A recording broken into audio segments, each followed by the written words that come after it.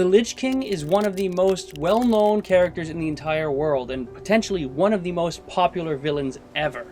Wielding the cursed runeblade Frostmourne from atop his frozen throne, Arthas commands his legions of undead to bring death and destruction against all who would stand against him. And today, I'm going to show you how to run him as a boss in Dungeons & Dragons 5th edition.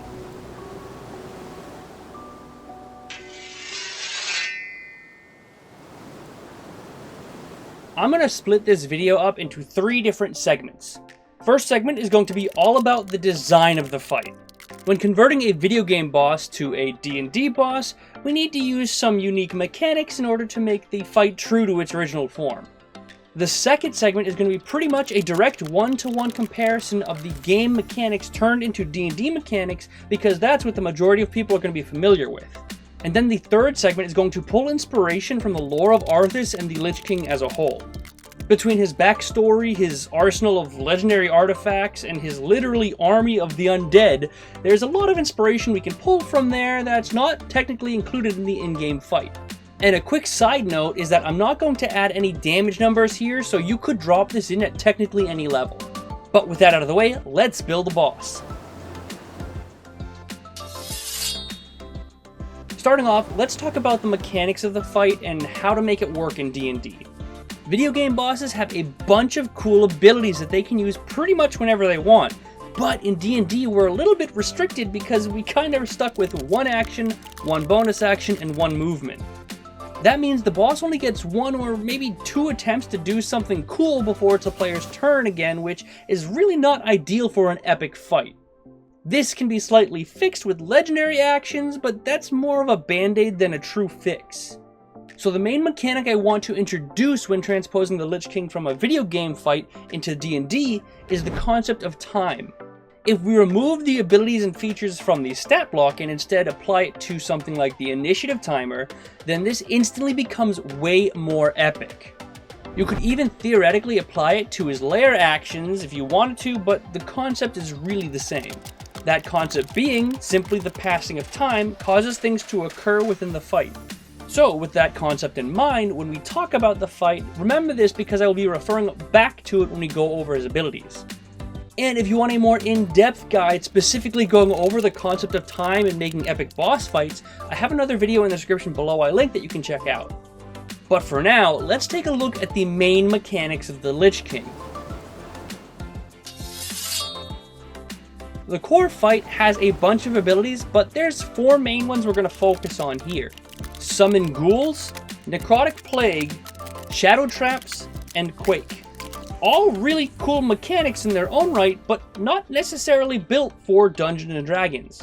So, let's start off with summoning ghouls. Simple enough, we summon 2 undead every other round at initiative count 20. These can be zombies, skeletons, ghouls, whatever you want, depending upon the CR you're looking for. This way we have them stagger into the fight, forcing the players to deal with them or risk being overrun, all while they have to deal with the boss. Next, we have Necrotic Plague. In the game, it deals damage over time and jumps from target to target. That can be difficult to imitate with D&D, but I had a thought that maybe we tie it to the undead minions, where when an undead dies, the closest player gets infected with the plague. And at the start of their turn, they make a Constitution saving throw, and if they succeed, the plague fades, and if they fail, they take damage. Simple as that. If they fail, it carries over to the next turn all the way until they succeed their save. If an undead dies and spreads the plague to a player that already has it, then the damage is increased for each stack of the plague. That's actually a pretty fair comparison to the true fight in the game. And to make things simple, just remember the damage numbers, don't count the stacks, because when they make the save, the plague should fade anyways. But now we move on to something a little bit more unique, the Shadow Traps. In the game, the Shadow Traps explode when someone walks over them, dealing damage and knocking them back within a certain range. So considering that, let's focus on the knockback effect and not so much the damage of this one. Now, the innate problem with the Shadow Trap ability in D&D is that no player is going to willingly step into a place that would set off a trap, so we need to change how the mechanic works. And this is where we go back to the concept of time that I mentioned earlier. Let's say that initiative count 20 places a shadow trap within a 5-foot square of the DM's choosing, and also at initiative count 20, any shadow traps currently on the battle map explode, knocking creatures within 30 feet of it 30 feet back. By doing this, we not only remove an action from the boss, giving them more freedom to focus on the party, but we also negate the issue of players never setting off the trap, with the added bonus of giving them a reason to move around the battle map. And that leads perfectly into the next ability, Quake. In the video game fight, this comes directly after Remorseless Winter, forcing creatures to move or fall off the frozen throne. Just like the Shadow Trap, this needs to be unexpected because no player would go anywhere near it. So considering that, we can actually make this mechanic pretty simply. Every round, the ground falls out from one random player, and that player must make a dex save or fall.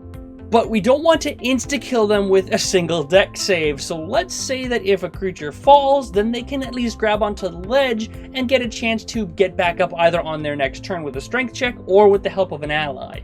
But if the floor falls out from them again, their fate's up to the DM. This simple mechanic builds upon the positioning aspect of the encounter we just made with the shadow traps, and slowly makes the fight more and more difficult the longer the fight goes on, simply by the fact that there's going to be less places for the party to move around on.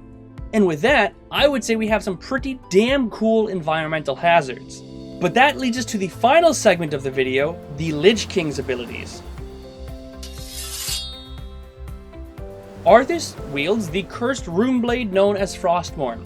Considering that, let's give him a multi-attack and add some extra necrotic or cold damage, whatever it is, doesn't really matter, whenever he hits a target. Alongside that, we can also give him a few caster levels with some basic spells like Armor of Agathis, Banishment, and maybe even Cone of Cold. And since he has spell slots, we might even want to throw in some sort of necrotic smite ability, since Arthas is quite literally a fallen paladin. And with that, we have the basis for the boss. Now we move on to the fun stuff.